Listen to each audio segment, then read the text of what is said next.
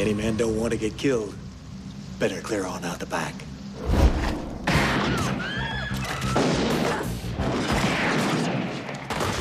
I don't think I've ever made a picture in my life that I thought was going to be a success.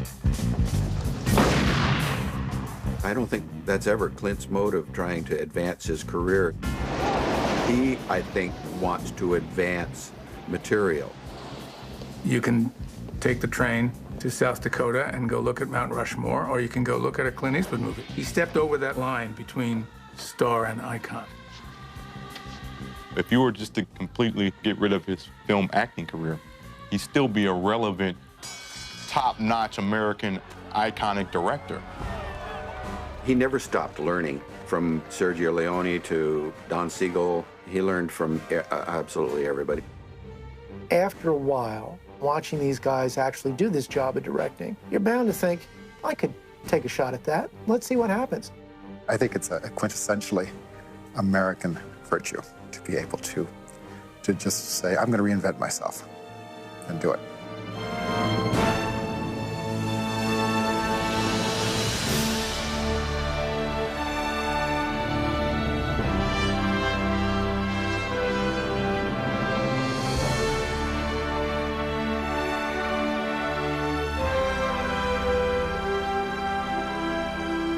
I figure the fact that I even got in the movie business must have been somewhat controversial.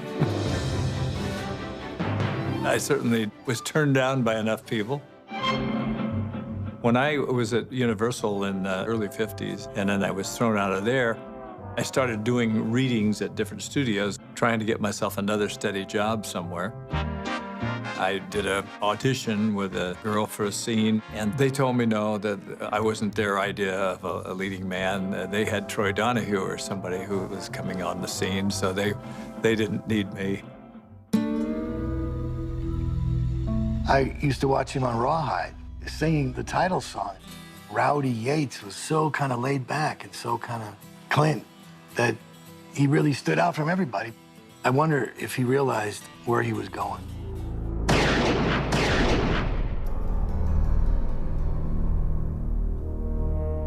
I like to see somebody come out of the shadows, as it were, and fool everybody with how good they are. Clint became an international star at 35 with the spaghetti western. Mr. Eastwood at that time was not yet an icon. He was a movie star, but he wasn't a god. Everybody was putting Clint Eastwood down in those days.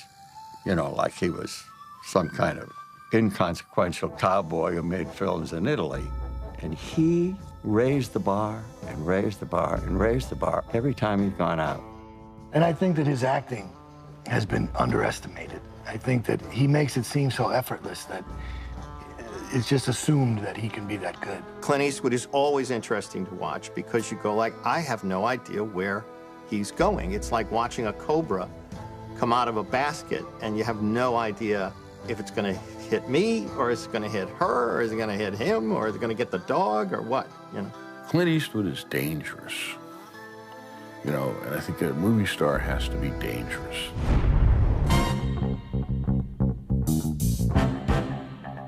Frank Wells called and said, I've got this script called Dirty Harry. I'd flirted with that kind of character over the years and with the dollar pictures, but that one, to me, it was something I'd never played before in that exact form. Having Clint Eastwood in that movie made the movie larger than the sum of its parts. I know what you're thinking. Did he fire 6 shots or only 5? You know, you can't just take anybody and say, okay, you're Dirty Harry.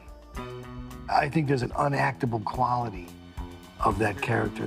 Why was The Maltese Falcon great? I would say because of Bogart. I think Clint had every quality that you need for it, and it just seemed like this rare marriage born in filmdom. A lot of people don't know this, but Clint did one of his first pieces of directing in Dirty Harry. I remember Don Siegel was sick, and it was this day they were shooting the scene where there's a jumper, and Clint ended up directing that sequence. Don didn't really make a big deal of this, of directing, and he just said, well, it's like a job like anything else. And Clint looked at and could say, you know, well, I could do that. And damn if he couldn't. When he came back from Italy after doing a couple of spaghetti westerns, he had probably cut his teeth pretty firmly on watching Sergio Leone. He still, to this day, uses those tools directing his own movies. Clint proved himself as a director from the get-go when he first did Play Misty for Me. I mean, that's a brilliant film. Everybody said, Clint Eastwood directed Play Misty for me? Wow. He's not just some actor that says, I think I'll be a director. He tried a lot of different movies, different types of things.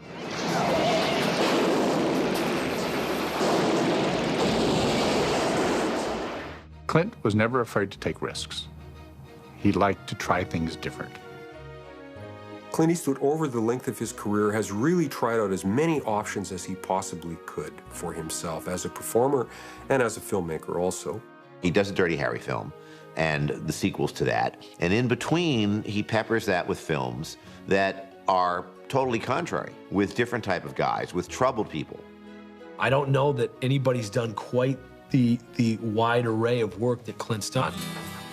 If you think about The Outlaw Josie Wales and Any Which Way You Can and Every Which Way But Loose, I mean, come on. This huge movie star playing essentially this kind of redneck character who's got a pet chimp. You can't make a comedy Western with a monkey, for Christ's sakes, Every Which Way But Loose. And then I thought, well, I really do think he knows more than I do, so we're going to do it. And we did it. Invariably, they've always been interesting. They've always been rendered wonderfully. You're never going to get disappointed watching one of Clint's movies. Go ahead. Make my day. Clint directed Sudden Impact, and it was in that film there where you started to see Dirty Harry be different than what society thought the character should be. The Dirty Harry character kind of evolves a little bit in Sudden Impact. He becomes much less Dirty Harry. You want to be alone tonight, Callahan? Neither do I. You begin to see cracks of doubt start to appear, and you go from utter complete confidence in his earlier pictures, and you begin to see a character who is not like sort of this machine. You see the little twitches of remorse and guilt. Sudden Impact is interesting among the 5 Dirty Harry films precisely for the complexity of its moral positions. It is much darker than any of the other ones, and it just generally is more thoughtful and complicated. It's like he's bringing up larger caliber ordnance as a director. I think he probably felt not bored with the character, but wanting to stretch. Holy shit.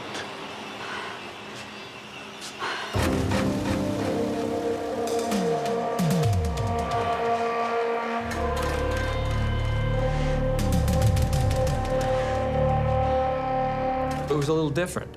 You sort of tell the story from the victim's point of view to start with. In Sudden Impact, you've got a powerful story, a rape revenge story.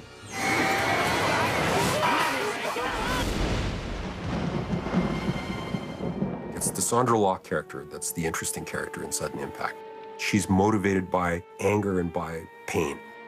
The aggrieved gang rape survivor turned serial killer hunting down the men and the women who had raped her. Then I bought a gun. I followed him to a bar, let him pick me up, let him drive me to a deserted spot. Then he touched me, and I killed him. I mean, that's an interesting character. You know, you don't see females seeking vengeance very often in movies, and especially as brutally as she's doing it.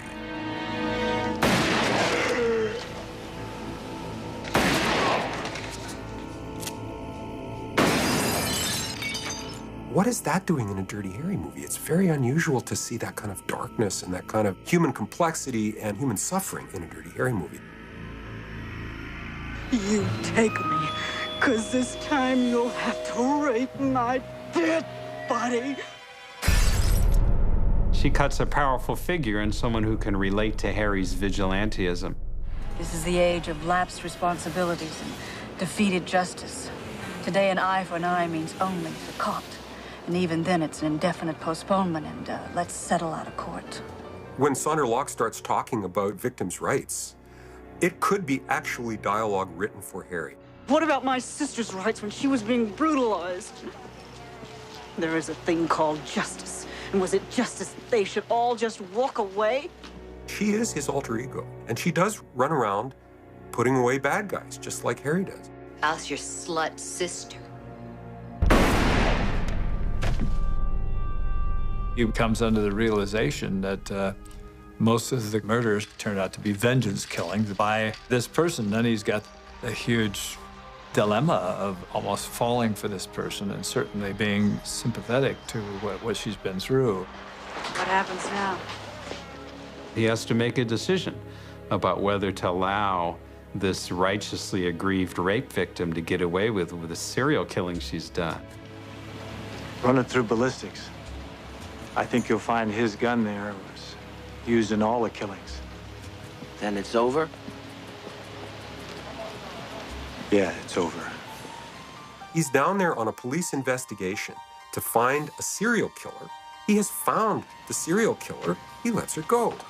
It's a powerful ending, and overall a grim and lurid, but well-made and very thought-provoking movie. I've embraced violence in those pictures as entertainment and detective stories and what have you. But as I have matured along in life, I was yearning to go on to the next step. It wasn't until early 90s with Unforgiven that I sort of feel I'm stepping into this new groove. He took that character he had, this iconic lone hero, and just turned it on its head. And we found sort of the human stakes and the price this man had to pay for being this iconic hero. The character is fully aware of the destruction that he's wrought on himself. I'm just a fella now. I ain't no different than anyone else. Unforgiven talked about the regret of violence. What's it like for anybody all of a sudden look back on it one day and you say, what the hell have I done? It's a hell of a thing, killing a man. You take away all he's got and all he's ever gonna have. In the case of William Money, he was just a wild, crazy person, renegade young man, and he had terrible conscience about it. And I believe that most human beings have a conscience. And so those are ways of looking at violence in different ways. The violence is portrayed as sort of awkward, often tedious, painful. Unforgiven plays a little trick because I believe it pretends to be an anti-Western.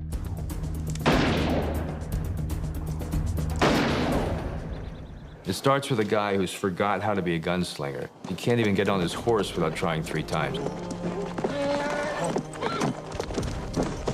But at the end of the movie, he pulls off a 6-second miracle, and in that 6 seconds becomes the gunslinger of the true mythic West.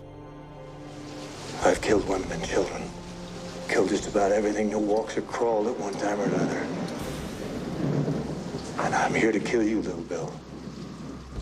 Clint Eastwood's gun misfires, and he still takes out 4 guys.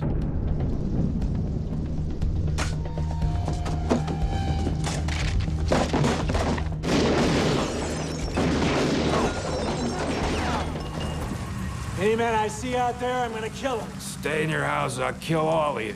Any some bitch takes a shot at me, not only gonna kill him, I'm gonna kill his wife. In that moment, he becomes something larger than life. Better not cut up to otherwise harm no whore. Or I'll come back and kill every one of you sons of bitches. On the one hand, is reconstructing the mythology of the West, as well as deconstructing the myth of the West. Ned, you remember that drover I shot through the mouth and his teeth came out the back of his head? I think about him now and again. He didn't do anything to deserve to get shot. Basically what he's saying is, in the core, still flickering like a little flame you can't quite snuff, is the spirit of what used to be, of what could be, endless possibility. But it's all degraded, it's all gentrified, it's all fallen down. I was just blown away by it. I walked out and I thought, that's a great script. I was just floored. I think it's one of the best American films of all time. I remember watching it and just being astounded. I left the theater and I didn't think a better movie could be made. Certainly a better Western couldn't be made, but a better American movie. It was stunning to me. I think Unforgiven and Shane and One-Eyed Jacks and The Searchers are probably, without a doubt, the single best Westerns that were ever made in the history of cinema. It captured the imagination of audiences, and film critics liked it, and everybody agreed it was a pretty good picture. Who knew anything became possible for that man after Unforgiven? And everything has become possible. I just tried. I did In the Line of Fire after that, and A Perfect World after that. And these were all different stories and unique challenges. You know, Eastwood got more and more adventurous as his career went on. You could see the films getting riskier and riskier and edgier, and him taking more and more chances in terms of content. I guess I'm striving for different things I haven't done before, because I don't want to be repetitive, and I'd like to tell stories from a little bit different point of view. The older one gets, the more philosophical one gets. I think it's built into our genetic code, and I think it's a healthy thing. There's a line at the end of A Perfect World, which Clint got completely. I don't know nothing. Not one damn thing. And this is a guy who you knew 30 years before in his career had been so exact about good guys and bad guys and catching bad guys. That's what you do. It's that simple. It's black and white. And I think he's come to a point in his career where he's humbled himself a bit to the understanding that he doesn't know everything. And it's a crazy world out there. I think it is true that I've changed, but after all, I'm older and wiser. It's become less about the way to solve the world's problems are by this kind of macho stance into a kind of, you know, almost benign, Yoda-like wisdom and understanding.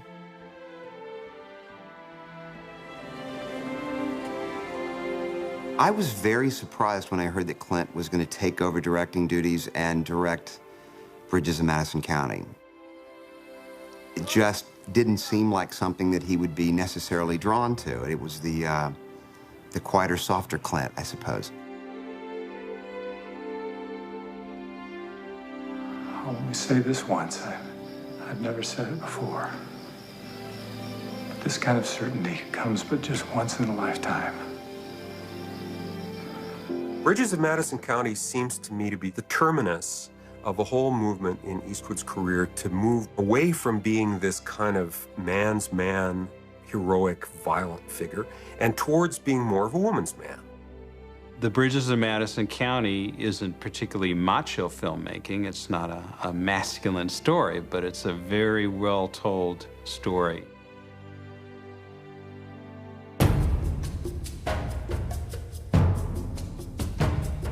I cannot think of any other American director who made 4 masterpieces in a row. They began with Mystic River, continued with $1 Million Baby, and Double Achievement with Flags of Our Father and Letters from Iwo Jima. Usually a director has a certain kind of directorial style, and you can say that's a John Ford picture, or that's a John Huston picture.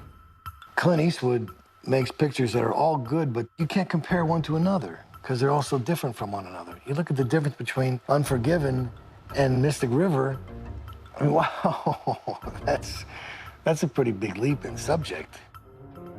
Mystic River, he realizes that it's time to reevaluate the role of violence in American culture. I shopped Mystic River around. Other people said, gee, it's a really nice script, but we don't do dramas. I'd say, you don't do dramas, huh? The studio doesn't do drama? Okay, we're not in the drama business. Now, of course, you ask Clint, and he'll tell you that he still has to fight for every single one, and he does. We took $1 Million Baby to a studio, and they said, well, we have our boxing movie.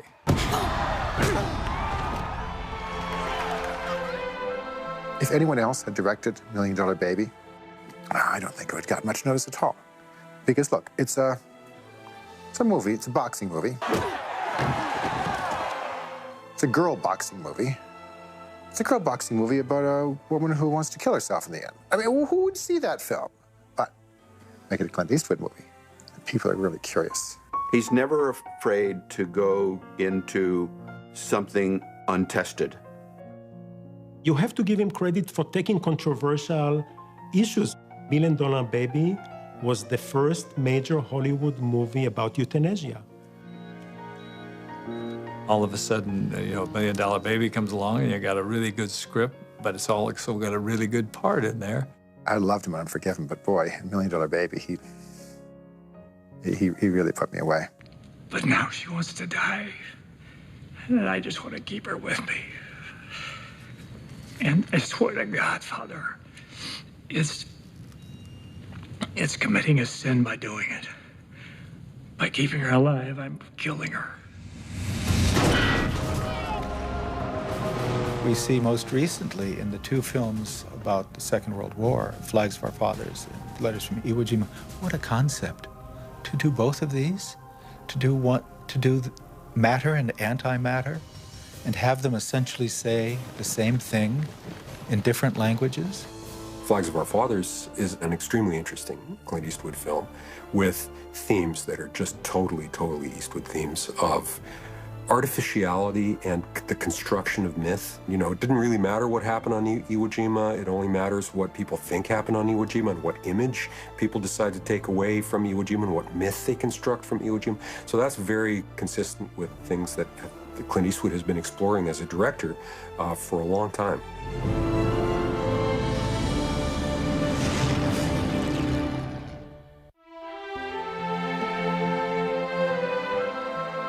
I think the evolution of Clint as a director is basically in his ability to take chances and to take risks.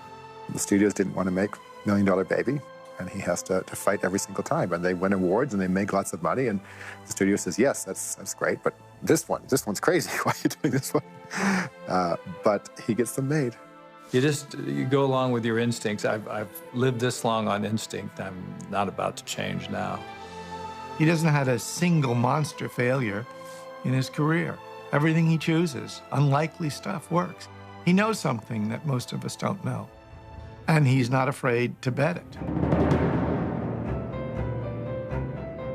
He appears to be able to take a story from almost any genre now and just tell it in a no-nonsense way, putting out movie after movie that everybody who sees admires. It's difficult to find another directorial career quite like that, where the older he gets, the better he gets. He shows that you can have a great career in Hollywood, that you can escape your own legacy and reinvent yourself and work way past the age which most people cash in their chips and, move to Mexico. You ask yourself what he's going to do next. Is he going to discover the fountain of youth? It's not going to be a pharmaceutical company. It's going to be Clint Eastwood, because he will know where to look, because he'll be available to that kind of inspiration. I can't think of a career that's similar to it. Clint is a filmmaker. He does it all. He just was destined to be that brilliant director in lion's clothing. You go back and look at all the great directors we've had throughout history. David Lean, John Ford, Hitchcock. We could start naming these directors, but certainly there's an elite group, and I'd say that he's definitely in the top few. He has proved something beyond, way beyond being a movie star.